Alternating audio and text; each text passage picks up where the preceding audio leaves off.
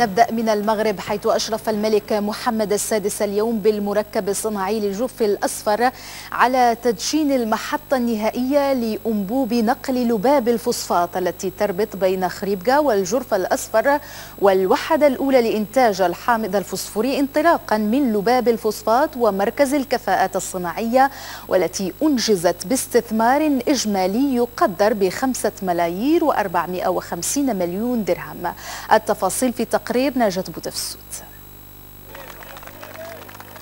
3 مشاريع كبرى جديدة بالجرف الأصفر تؤكد العزم الملكي الوطيد على تعزيز ريادة المغرب في السوق العالمي للفوسفات.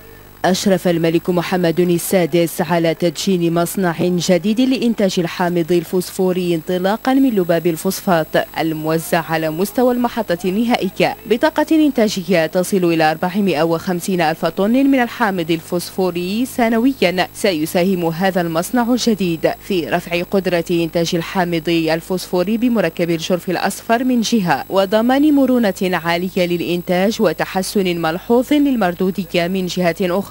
يتكون المصنع الجديد الذي تطلب إنجازه غلافا استثماريا بقيمة 700 مليون درهم من خزان لتجميع لباب الفوسفات، 1 وحدات لتكثيف هذا اللباب، ومفاعل و4 وحدات للتقطير، إلى جانب وحدات للتبريد وغسل الغاز. بالمدينة دائما أشرف الملك محمد السادس على تدشين المحطة النهائية لأنبوب نقل لباب الفوسفات التي تربط بين خريبكا والجرف الأصفر، محطة تشكل ثورة تكنولوجية حقيقية في مجال نقل الفوسفات وتمثل أطول خط أنابيب نقل الفوسفات في العالم. بعد المصنع والمحطة، أشرف الملك محمد السادس على تدشين مركز الكفاءات الصناعية، مركز يستجيب للمعايير الدولية على مستوى التكوين الصناعي. جهز المركز بعدة وسائل تكنولوجية دقيقة وسيمكن من تكوين 1200 متدرب في السنة. يعد هذا المركز واحدا من بين 5 مراكز مماثلة تم إطلاقها لتأمين خدمات التكوين المستمر، والذي يعد عنصرا أساسيا لتطوير مستوى الخبرات وثقافة الفعالية الضرورية لمواكبة التحول الصناعي الذي تشهده مجموعة المكتب الشريف للفوسفات، إضافة إلى تطوير منظوماتها الصناعية. تعزز سياسة تثمين الكفاءات الانشغال الدائم لتقاسم المعارف ونقل الخبرات مع القارة الإفريقية، وذلك وفق المشروع الكبير للشراكة جنوب جنوب الذي يدعو إليه الملك محمد السادس. البنى التحتية الجديدة تموقع الاقتصاد المغربي ضمن التدفقات العالمية للاقتصاديات الصاعدة رغم الظرفية العالمية المتميزة بعدم الاستقرار. كما تسمح هذه البنى التحتية لمجموعة المكتب الشريف للفوسفات بتعزيز ريادتها الذكية للسوق العالمية لصناعة الفوسفات المرتكزة أساسا على معايير الإنتاجية والمردودية وتثمين الرأسمال اللامادي وخلق القيمة المضافة. وفي سياق هذا الموضوع، يشكل أنبوب نقل لباب الفوسفات الرابط بين خريبكا والجرف الأصفر، والذي رصدت له استثمارات بمبلغ 4.5 مليار درهم، أحد أهم دعائم برنامج كبير للاستثمار سيتم تنفيذه على مدى 10 سنوات.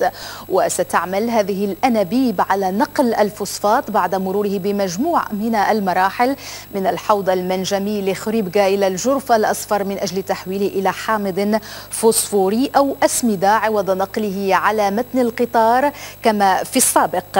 هذا وسيتم نقل 38 مليون طن من الفوسفات سنويا من مناجم خريبكا نحو وحدات الجرف الأصفر، وسيمكن اندماج أنشطة الاستخراج من تحويل الفوسفات من مضاعفة قدرة الإنتاج المنجمي، وسيضمن تطويرا لمرونة سلسلة تزويد وحدات إنتاج الحامض الفوسفورية مع تقليص كلفة الفوسفات الموجه إلى الجرف الأصفر بنسبة 45%. كذلك هذه الأنابيب ستمكن من الاقتصاد في الماء والطاقة، وستحد من التأثيرات السلبية للنشاط الصناعي على البيئة، وستسمح عملية نقل الفوسفات عبر الأنابيب من اقتصاد 3 ملايين متر مكعب من المياه سنويا بفضل المحافظة على الرطوبة الطبيعية خلال الفوسفات المستخرج، كما سيكون له تأثير إيجابي في تقليص انبعاثات ثاني أكسيد الكربون بحوالي 930 ألف طن سنويا،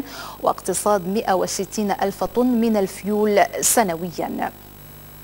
كذلك تدشين هذه المشاريع اليوم من قبل مجموعة المكتب الشريف للفوسفات بالجرف الأصفر في إطار رفع الإنتاج خلال السنوات المقبلة، ومن المقرر أن يشرع المكتب في استغلال 4 مناجم جديدة بحلول سنة 2017، وسيسمح تشييد هذه المصانع من مضاعفة إنتاج الفوسفات 3 مرات، حيث من المنتظر أن يصل الإنتاج إلى 9 ملايين طن سنويا سنة 2020.